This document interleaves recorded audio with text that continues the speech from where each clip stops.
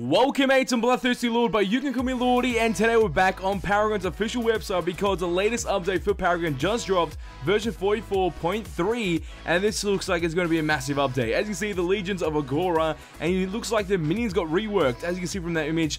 Pretty nice. Let's go down and see what is inside this. But before we get to this video, make sure you smash that bloody like button. Let's try to get 200 likes on this video. So without further ado, let's get straight into this. A new army, minions are rebuilt from the ground up, a new appearance to match their gameplay changes, powered by Agora itself. Oh, the Iggy skin. Minions will shed pieces of their armor during the fight, ultimately exposing their weak core for you to take the kill. That is pretty cool. Look at that skin. Oh my god. That video showcases some of the components of the actual update. That was pretty cool.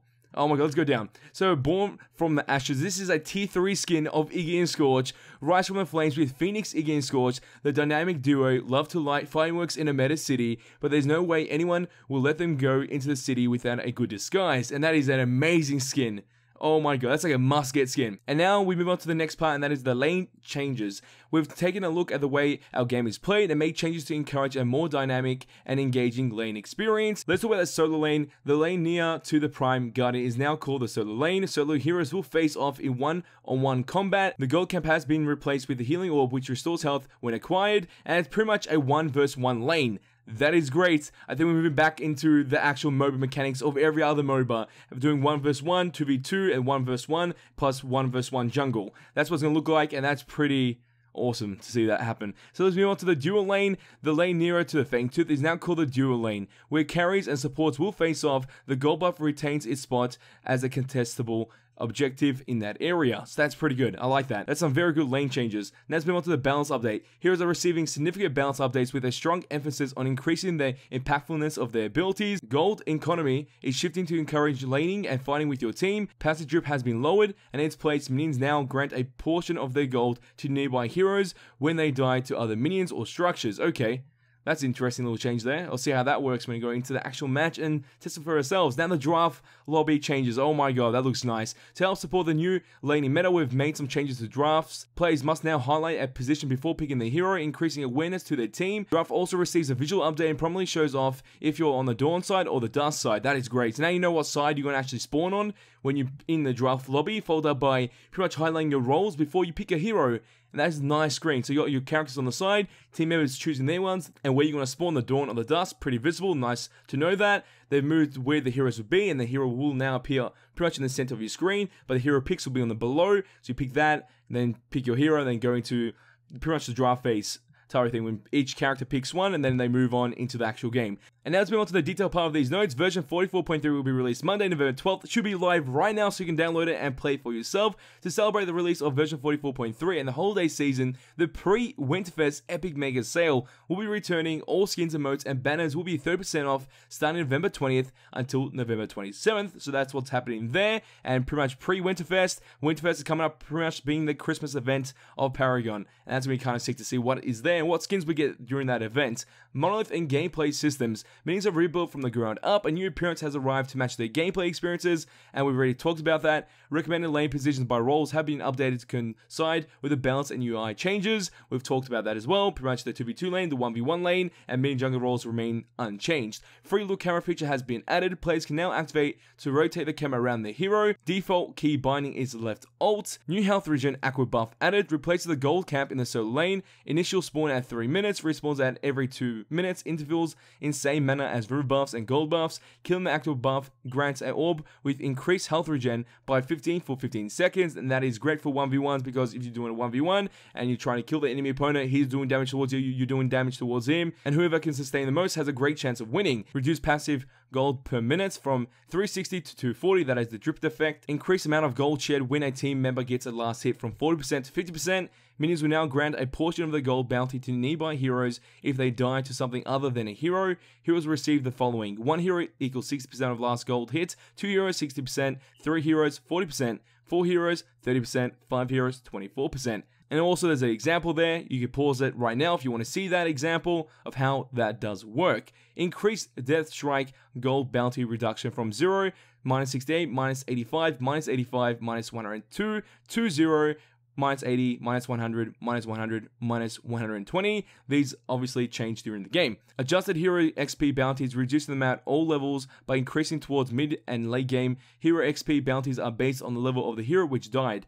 So that's how it works. They're the numbers there of how it works per level. Combat and movement speed penalties, reduce strafe penalty from 30% to 50%, reduce backpedal penalty from 20% to 15%, reduce range combat penalty from 40% to 25%, reduce melee missed combat slow penalty from 10% to 5%, reduce melee hit combat slow penalty from 30% to 20%, increase duration of range combat penalties from 80% of attack cycle to 100% of attack cycle. These penalty durations are clamped at a minimum of duration of 0.7 seconds and maximum duration of 1 second. Increase duration of melee hit combat penalties from 65% of attack cycle to 100% of attack cycle. These penalty durations are clamped at minimal duration of 0.6 seconds and maximum duration 1 second. There's a lot of changes, man. This is going to be hard to read and pretty much describe and go in detail. So we're going to go quickly over some of these things. So Fangtooth, adjusted health, adjusted base defense, increased initial spawn time. So now this is up teams from getting Fangtooth at 2 minutes as a group, and that will be delayed to 5 minutes. And obviously, it's also some added benefits because it's more tanky and everything. But the power buff and all those things you get out of the Fangtooth are still there. They're exactly the same. Prime Guardian adjusted health from that amount to a lower amount, adjusted base defense from 65 to 40, so less defense, increase ability defense from 35 to 60, reduce homing projectile base damage from 95 to 85, increase knockback base damage from 150 to 350, increase slow cone base damage from 200 to 300, increase Parm Helix gold bounty from 816 to 900. So now we move on to the structures. Reduce early game bonus defense duration from 7 minutes to 5 minutes. Reduce early game bonus defense from 150 to 120, which means that you can actually attack the structures earlier, and since they have less defense at the 5-minute mark, that's when you want to go hunt those towers and get those structures and get that gold. Increase tower defense penetration from 50% to 75%. Increase T1 tower damage from 182 to 200. Increase T2 health from 2500 to 2800. Increase inhibitor base defense from 65 to 80. Updated economy rewards for structures. Increase structure gold bounty for nearby heroes from 204 to 300. Reduce T1 gold bounty global payout from 224 to 200. Reduce T2 gold bounty global payout from 292 to 200. Reduce inhibitor gold bounty global payout from 292 to 200. Oh my god, there's so many changes. This patch is insane. And they've obviously have changes in the jungle. All the camps seem like they have more health. And they've also adjusted the times for the green buff and the black buff, spawning at 120 instead of 130, so that's pretty good. Updated economy rewards for jungle camps, those are the numbers there, so that's great to know if you want to go into the nitty gritty of everything before you get to like a certain level. Maybe if you do these 2 camps, you get to level 2 quicker. There you go, you can see those effects there. Increased effectiveness of Hunter Sight buff, increased melee slow magnitude from 50% to 20%. When it comes to range, it's 5% to 15%. So that's great to know. Lane minions increase the amount of time before minions are added to the waves. Minions will now be added to the 30th, 44th, and the 60th wave. Previously was on the 22nd, 38th, and 58th wave. Reduce minion movement speed from 700 to 660. Reduce super minion health from 1200 to 1100. Reduce siege minion damage versus heroes from 75% to 20%. They've also adjusted the melee and range minions ability defense to a lower amount. Updated economy rewards for lane minions. There you go, those are the numbers there. Let's move on to the next part, that is knockups. All knockups have their height reduced and made consistent across the board. Knockups are now always accompanied by a stun that persists beyond the knockup duration. Respawn times increase base respawn times from 7 seconds to 10 seconds. So obviously, if you die, there's a penalty there. And also some bot changes, hero unlocks changes, adjust the levels in which heroes are unlocked. There are now 4 tiers at level 3, 5, 10, and 15. And now there's some polish bug fixings. Those are all there on your screen. So hopefully you guys are able to pick that up and understand those changes, because oh my god, this patch is insane. There's too much to talk about right now.